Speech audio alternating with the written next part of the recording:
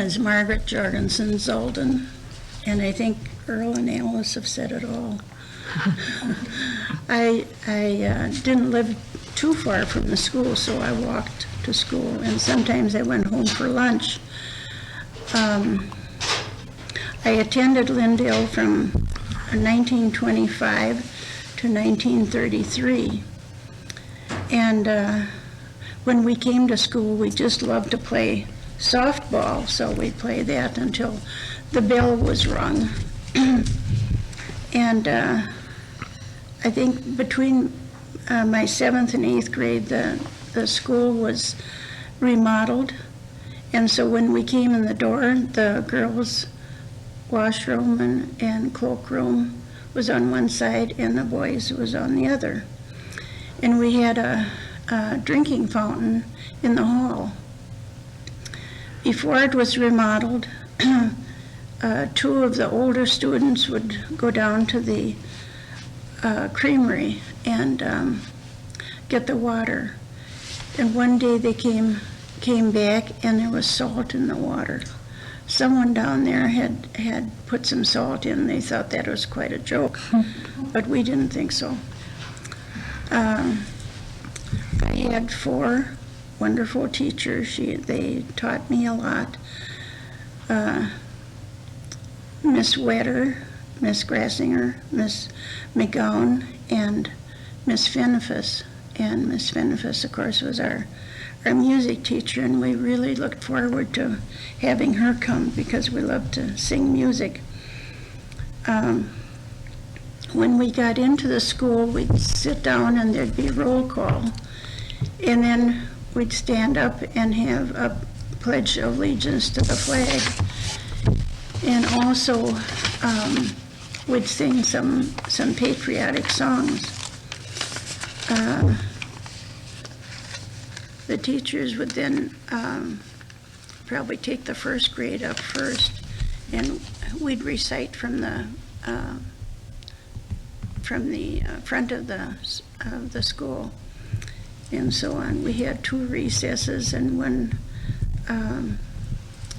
lunch period, and after lunch the teacher would read a chapter of a book.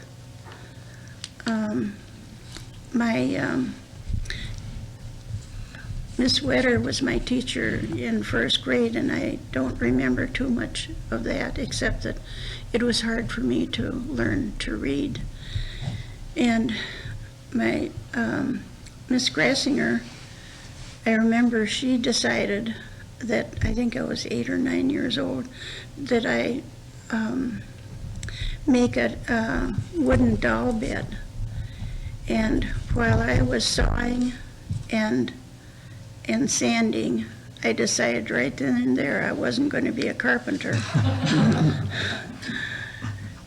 But when it came to making the mattress and the pillows and embroidering the pillowcases and the sheets and the bedspread, I loved to sew, so that was a lot of fun. The thing I remember most about Miss McGowan is that she taught us how to fold and cut letters out of a square piece of paper. And I used that skill many times in making banners and books and things like the fronts of books and things like that. They were all good teachers, and they taught us a lot. When our school was remodeled, all the windows were on the east side, and the blackboards were on the west side, and the maps, the pull-down maps, were on the west side.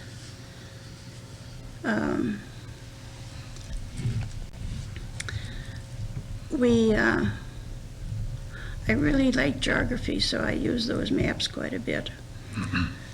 And we raked leaves too, and had a wiener roast, and that was a lot of fun.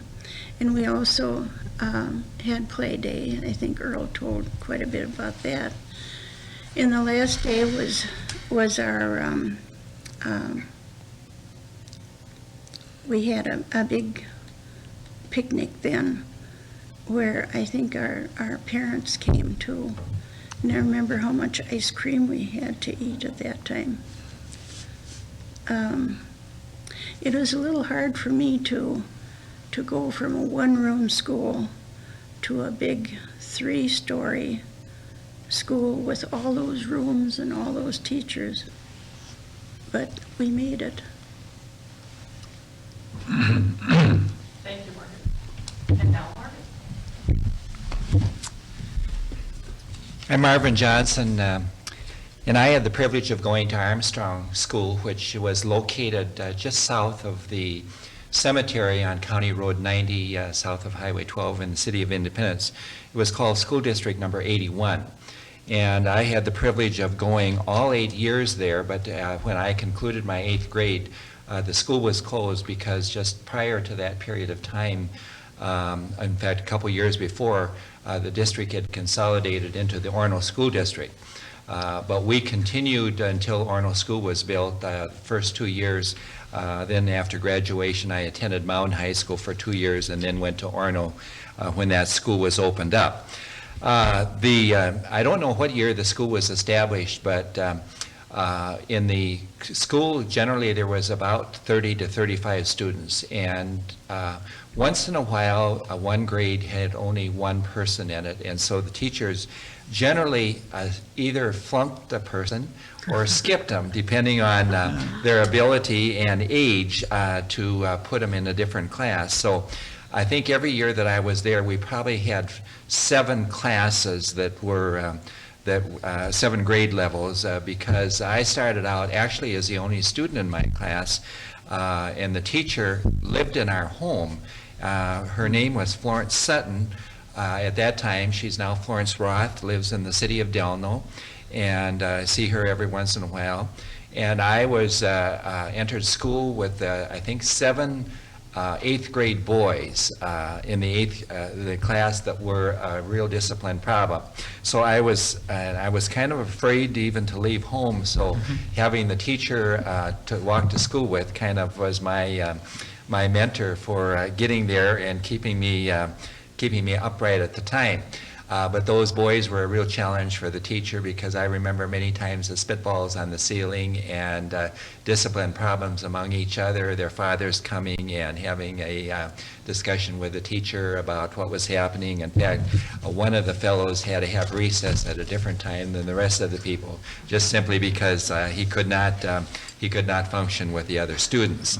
Other teachers that I had was mentioned earlier here by Earl, was Malvina Olson LaSalle. She was a widow lady with 3 children at the time I had her as a teacher, and she actually lived in a little cabin in the back of our farm. So 2 of her children attended school with us at Armstrong, and then the youngest daughter, my mother took care of her at home. And then I had a Mrs. Kenny, who was from Minneapolis. She came out every day from the city, and then sometimes, if it was bad weather, she lived in an apartment in Maple Plain. But unfortunately, she ended up having a stroke, and so we had substitute teachers for a week or 2. And then after that, Gladys Reimer, Mrs. Phil Reimer from the city of Medina, became our teacher and was there for several years. And then my last teacher was Miss Hanson from North Dakota. She was a single woman at that time, lived in an apartment in Maple Plain, and was a very strict teacher, very good teacher, prepared us well for entering high school. One of the things I particularly remember about a typical day at the school was, as mentioned earlier here, we always started out with kind of a patriotic program, singing America the Beautiful, or America, or and then giving the pledge to the American flag. I never remember of a school prayer, but that was the first thing that we started out in the morning. And then we had a business meeting, and they would rotate the chairmanship of the business meeting to where you learn parliamentary procedure well, it seemed like. What we did was we asked, we had a secretary as well that had to keep minutes of each meeting, and that was read at the next meeting, but it was questions like, how much sleep did you have last night? Did you have 8 hours of sleep? Did you brush your teeth? Did you have a good meal? And the people who were chairman had the privilege of asking their own questions. So sometimes I remember of some very unusual ones, but it was always the good meal, the brushing the teeth, and the good night's sleep. So how many hours of sleep you had. But that was a good experience for having an organizational meeting. And then later on, organized in the district was the 4-H club, and parliamentary procedure was a major portion of that part of the 4-H program. We always had programs like annual picnic, the Christmas program, play day, cleanup day, and they rotated with different schools, as was mentioned earlier. I remember one time a couple times of going to Lindale. One time we went to Lee School, and then a couple times we went up to Evergreen Grove School, which was on County Road 11. And I think it just depended on how many students were in the school, in which schools wanted to have a play day at a certain period of the year, and weather permitting, we would generally walk to those schools rather than having parents drive us. So if we went to Lindale School from Armstrong, that was a 3-mile walk, but I remember of doing it a couple different times. Another thing that was common in schools was the spelling bees or the arithmetic bees. And we would get up on the, our blackboard was on the front of the school. We had 4 rows of desks. The desks were not, they were separated desks so that you didn't have in some of the schools they were kind of rows of benches, and so fellows sometimes would put the girls' hair in the inkwells and stuff like that, but we never had that problem because everybody had a separate desk. They started on the right side with the upper class and then went over to the left side, which was the first graders and second graders and so forth. But anyway, we would go to the front blackboard, and then the teacher would she would tell us if it was an arithmetic bee. She would say, and we would write down if it was 12 times 13, we would have to put that on the blackboard, and then it was then we were scored on who could do it the fastest. Or other times it was how many would get it right, and you would get points on that. Spelling bees, it was everybody was up to the front, and you could stand there until you misspelt a word. You would go down the line, and so it was a good experience, but it was also a humbling experience if you could not, if you weren't good at spelling or arithmetic.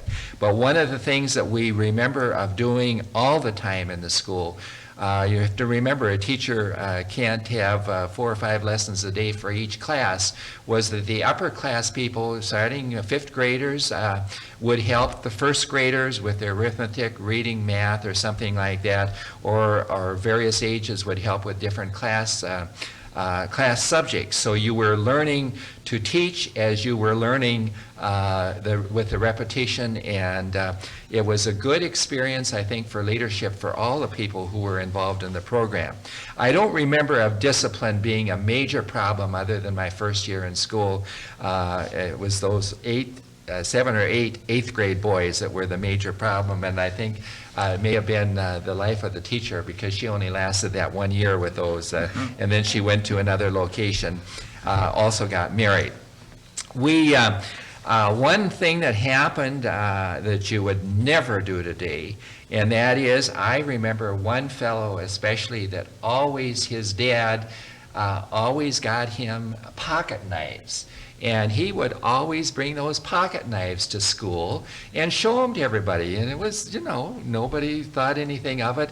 And there was even a couple kids that during hunting season would bring their guns to school so that on the way home they could go hunting.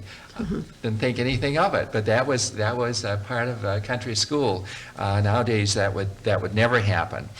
Our restrooms were behind the school. the outhouses, actually behind our school building. The school building was torn down right after its closed in 1948. It was sold at a public auction. And the people who bought the school tore it down and built a house with the lumber from the school and then a garage at the same location. We had behind the school, we had the wood shed where they kept the coal or the wood that we burnt in the furnace until we got an oil stove. And then behind that, there was a fence behind the wood shed, and that divided the boys' restroom from the girls' restroom. And our school was on a two-acre lot, so it was pretty good size. And in the back of our lot, it was pretty much woods. And many of the trees are still standing there today. So it was a nice area that we played often back there in the fall of the year, especially on the leaves, piling up leaves, or we had made teepees out of branches from the trees, like people would have playhouses and so forth. But other times, we were always playing games together, depending on the time of the year, softball. We had swing sets, we had teeter-totters, but I don't ever remember of a teacher ever supervising the playtime, the recesses. That was their free time, evidently, and so everybody went outside and played whatever they wanted to do. Of course, the softball team was the most popular, and everybody played it. We always drew teams, so you had two different teams always, so when you did the drawing, you always hoped you weren't the last one called, because that showed how much they respected how well you played softball. But very organized, and everybody seemed to have something to do. If we had days where there was a blizzard, snowstorms, or raining or something, then the teacher would organize an activity inside the school as far as the recreation was concerned. The last program, we always had our Christmas program, and the last program that we had, it was pretty well described of what Alice said about preparing for it, because we just strung out a wire and curtains in front of ours so that we could hide behind there and do our various plays and musicals or whatever we were going to do. But the last Christmas program that we had, something happened. I don't know if anybody ever checked, but the middle of our school, the floor sunk down. And whether the main joist that went underneath the floor broke, or if a rock rolled or whatever, but it was never fixed. So the very last year of school, of course, they knew it was going to be the last year. We had this kind of dip in the middle of the floor. It kind of jolted everybody at that particular night, but everybody kind of thought it was fun afterwards. We had a trap door under the school that every once in a while that trap door would get left and open. And I remember one time when we ended up with a skunk under there. And that was not exactly fun for this odor that we had at school for a day or two. We had to go not right across the street to get water, because that man would charge for the water. We went to a farm behind the school and had water. And I remember of everybody drinking out of the same dipper. Never had paper cups or anything there. But it was fresh water. We never had salt in our water. One of the biggest days of the school was always the closing picnic, and of course that could be outside, and everybody used to come for that picnic. It seemed like it was on a Saturday afternoon, a potluck dinner, and all the siblings and everybody else would be there for that picnic, and people who had graduated beforehand. So it was a big event. I remember the preparing programs for the Christmas program, and that was the days before the mimeograph machine and the copy machine and all these other things that we have. And I still don't know exactly what it was, but it was kind of like a hard Jell-O that had to be reheated in a big pan. And the teacher prepared the original copy, and we had to press this on this Jell-O thing. and it put the ink into the Jell-O, and then we had to make individual copies by rolling it across there. And so you had this really printed program, and of course, depending on the number, you could only make so many, and then you had to do it over again off of the original. But we thought it was a lot of fun preparing, because everybody needed a program for the Christmas program. We had, before we graduated, we had to take a state board exam. Otherwise, we weren't going to graduate. And that was a booklet that was about 8 by 8 and several pages. And everybody kind of panicked when we were going to take that test, whether we were going to make it or not. And of course, most of the people did. One person that came out a couple times a year was the county school superintendent, and the only one that I ever remember as a school superintendent for the county was a Mr. Scott. And he would come to the back of the room and sit there and listen to the teacher, and he would always fall asleep. And so I don't know how much he observed the teacher, but when I mentioned this to my sister, she said, "Did you tell him that he fell asleep?" So it wasn't just me that remembered it. My sister did as well. We also had a county graduation, which was held at the Excelsior Amusement Park, where all the 8th graders from Hennepin County went and had a graduation. And then, it was mentioned earlier, Ms. Finnefoss taught at Lindale, but she was our music teacher all the years that I was at Armstrong. She would come once a week, and we would go through different songs, and then she also had a county choir that every year would go down to the government center in Minneapolis and practice. And I was there one year, but I don't remember what we had to sing for. But I do remember taking the bus to go down to the Hennepin County Government Center to practice with all these other young people that Ms. Finnefoss had selected to go to sing in this choir.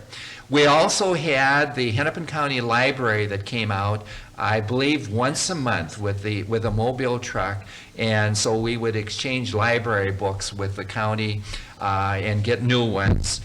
And we would have the privilege of going into the bus itself and picking out the books that we wanted to have and have for a month, and then replace them again the next time they came.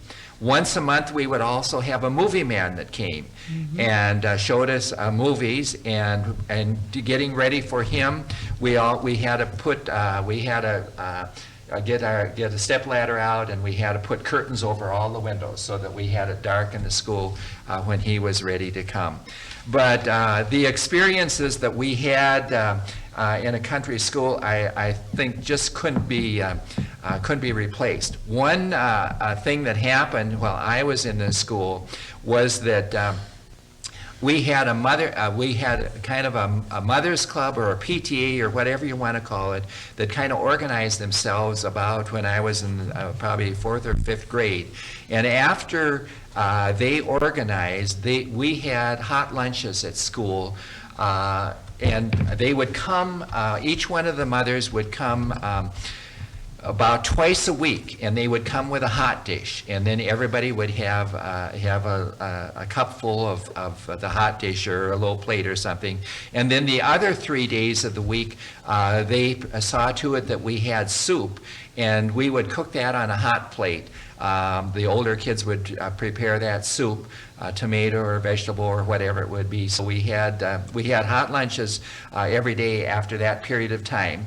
And then another thing that we would do was, and I especially remember the one teacher that we had that was hard of hearing, a substitute teacher for a while.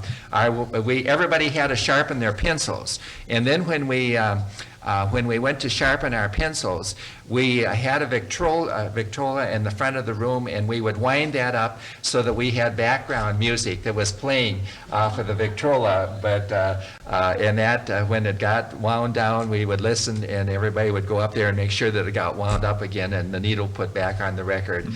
So we weren't always perfect, but it was harmless programs, things that we did at the school. A typical Friday afternoon was after about mid-afternoon. We started at 9 o'clock in the morning and went till 4 o'clock. And Friday afternoon, we always had like a craft day.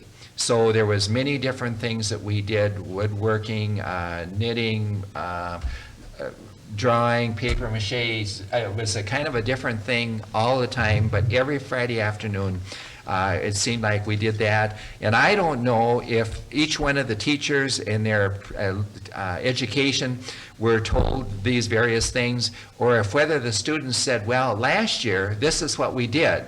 And so the teachers always had to kind of do the same thing. It may have been part of that as well. But I just think it a real privilege to have attended a one-room country school. And I think back to the experiences that we had that I don't think that we would have ever had anything like that if we were all one grade in the school, because of the experience of different ages and different people that you were meeting and getting in their homes and teaching, helping younger kids or learning from older kids was something that I think needs to be cherished today. So I'm just disappointed that there's none of these one-room schools left anymore in our area people can experience, but I do know that in one school up in the Wright County, they have a school at the fairgrounds that my grandmother on my dad's side attended, and 1 or 2 days of the county fair, they try to imitate a country school again. And it would be, I think sometime it would be fun to go up there and just observe it, but nowadays there's not many teachers that have experienced that and could really replicate what we went through at that time.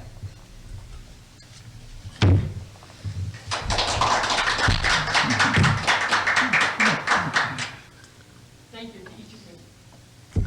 Well, we have a few people in the audience today who might have a question for you. Let's see, do we have a question? Someone have a question? I have one that Marvin didn't answer. I wondered if any of the others, you always hear about boys putting girls' pigtails in the inkwell, and I was wondering if that actually happened. I'm going to repeat your question just for the microphone. So were there occasions when the boys put the girls' pigtails in the inkwell? I don't remember of it ever happening. I know we had desks that had inkwells. The older students, at their desk, they had an inkwell. But I don't remember that ever happening. I've heard of it, but it didn't happen in our school that I can recall. I think I would remember that. Alice? I have, I remember, when I was in first grade too, we were sitting in rows like this, you know, and there was a boy sitting behind me and a boy sitting in front of me. And one time the teacher was out, and what did this boy behind me do? He was a pretty tricky one anyway. And he, you know, that clay we used to play with and it got soft and everything, he just up and put a bunch of that in his hair. And the poor teacher had to cut his hair. Oh, dear. And what a mess. Oh, dear. Margaret, do you remember inkwells? Yeah, I think there was at Lindale. Yeah, we had But inkwells. not mine, but, Not your pigtails? no, I don't think I had any. I see. My hair was always short. Sure. But that is a memory, isn't it, from those desks with the inkwells there. Anyone else have a question? What type of lunches did you pack when you didn't have hot lunches? What kind of lunches did you pack?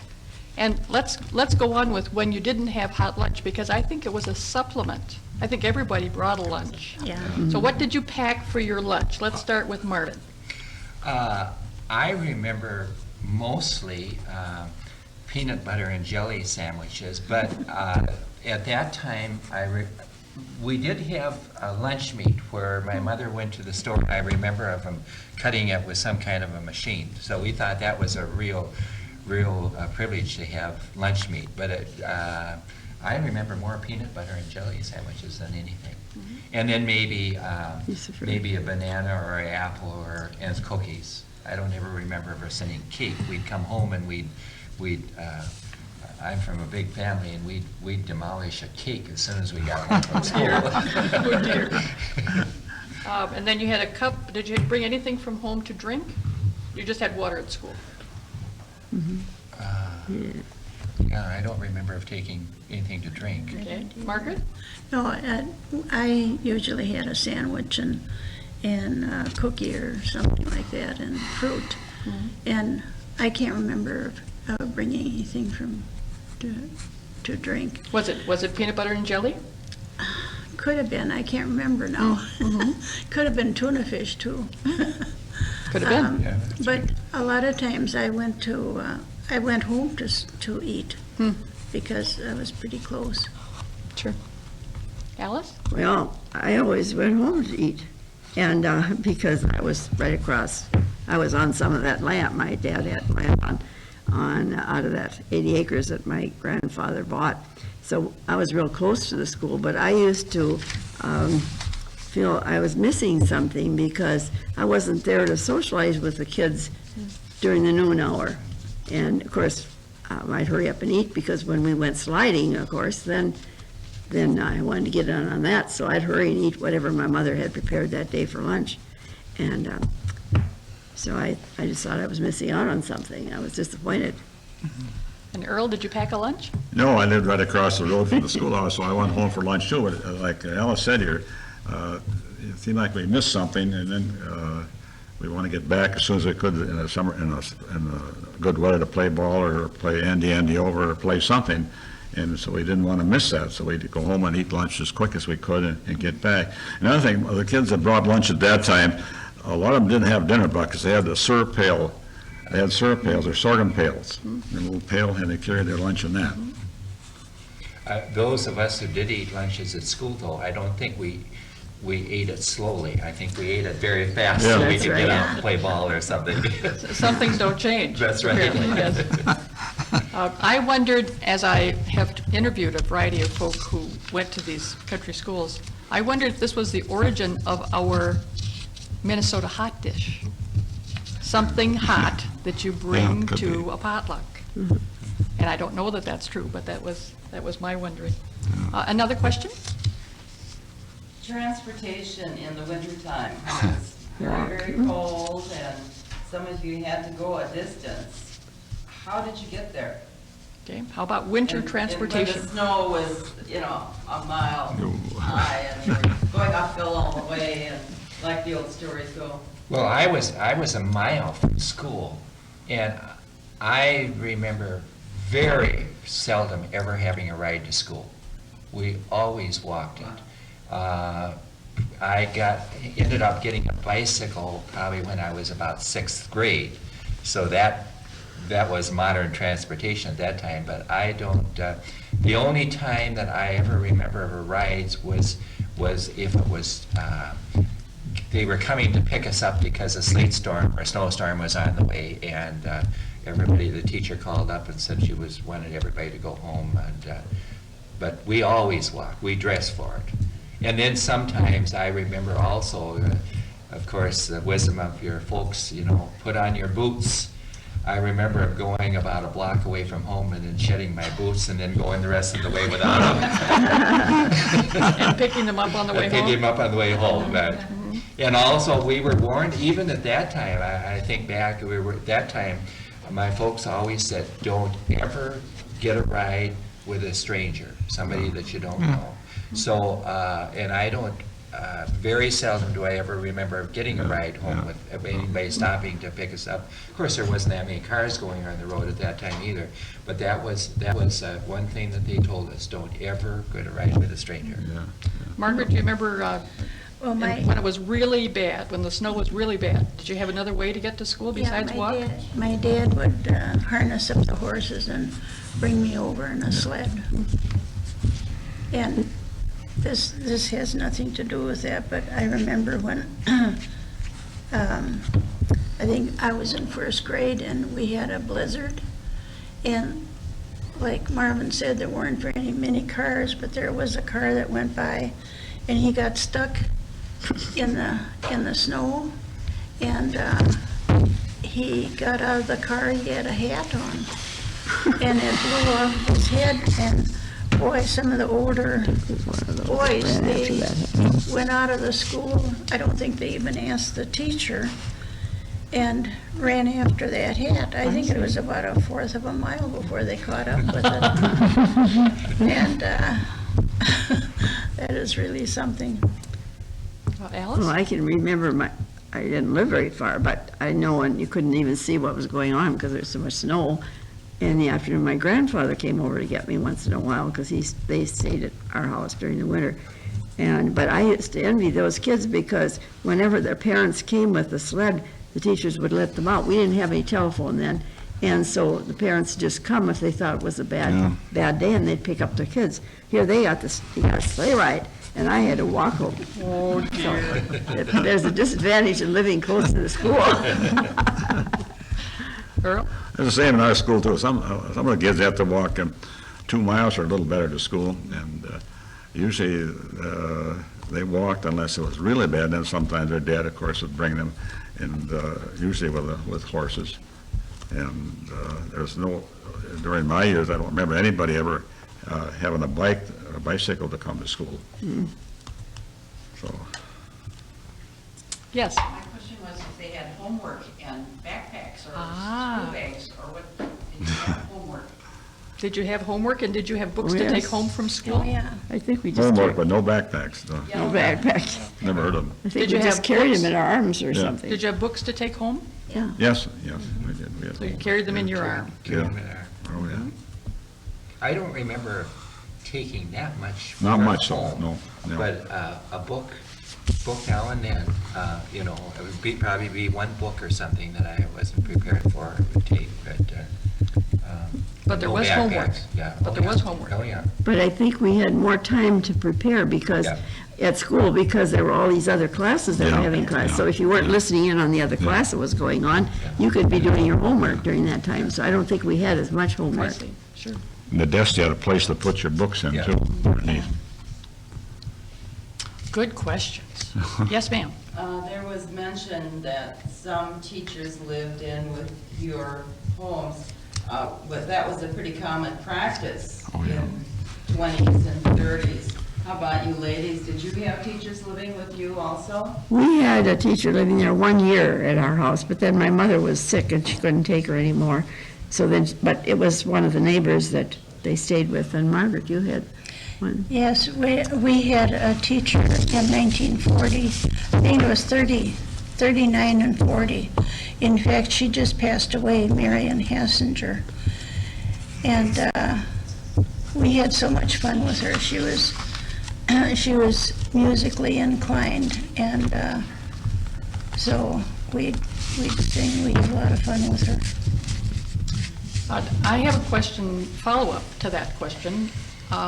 In my head, I'm thinking if the teacher roomed with you, that the teacher was with you for the whole school year, or the whole time that they taught at your school.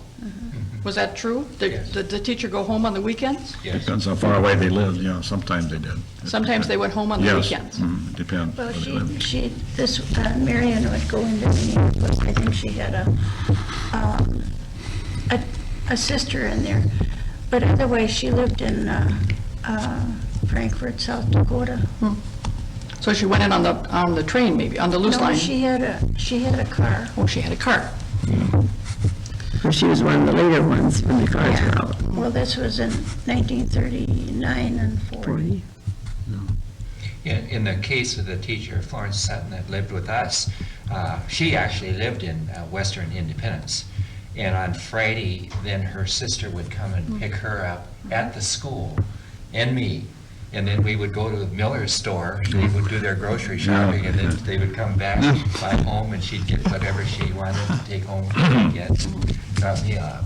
And then the Malvina LaSalle, she would always go home on Friday night with her children to her home in South Minneapolis. So it corrected my memory, because I'm thinking they lived with the family the whole, 7 days a week for the No. period of time. Some did, depends on where they were Sure, from. I suppose. Yeah. Another question? What was the most difficult thing to transform from a one-room school to a large school, and what was the best thing going from a one-room school to a large? Okay, so she's asking a question about the transition. The hardest thing And the best. and the best thing from going from the country school to the big high school. Well, I can share the probably most embarrassing thing that happened. I had a sister that was a year younger than me that ended up getting pushed ahead. So we basically went through school together. And when of course, thinking at Armstrong, everybody boys and girls play all the games and so forth together. When I got to Mound, and we had no orientation or anything else beforehand, the first thing that happened at the first assembly was that they didn't even call my name. I'm really was kind of bashful, and they didn't even call my name, and I thought this is bad to begin with. Well, anyway, they called Marion Johnson instead of Marvin Johnson. Well, and that gave you your school schedule. Well, on the list of about second hour or something was Fayette, and I didn't have the foggiest idea where Fayette was located or anything else. And anyway, then when I finally found out, I went to go get my sister. I thought, well, I found this, I'm going to tell her where it is. And little did I know that the boys and girls were separated at that point in time. So my first day was kind of very, I don't know how I felt when I came home, but it was not exactly a fun day. Margaret, do you remember the transition? I think the whole first week was kind of a blur. And then to find our lockers and to remember how to get into them. That was hard. And remember which, I think I had nightmares after I left school that I couldn't remember what my schedule was. Oh, dear. It was hard. What was the But best then thing? the best thing was that there was more music down there. I took violin lessons, and I was in the orchestra by December, and that was a lot of fun. And I sang in a couple of the choirs. And of course, there was more art down there too. And there was getting acquainted with different students too. Sure. Alice? Well, it seemed, well, I was shy, of course. You wouldn't know it now, but in those days I was very shy, and to come in this big, huge school, and we were used to one room, and I kind of followed the rest of them, I guess. And we sort of felt that the kids that had come up in the Mound School that knew each other. So we were kind of outsiders. We were called being out in the sticks, because I remember when my son went to school, Lauren. Anyway, they were in driver training, and two boys, and they're both, a neighbor boy, and they went different places. He always told them the day ahead where they were going to go. And then he says, tomorrow we're going out in the sticks. And then he says, where do you boys live?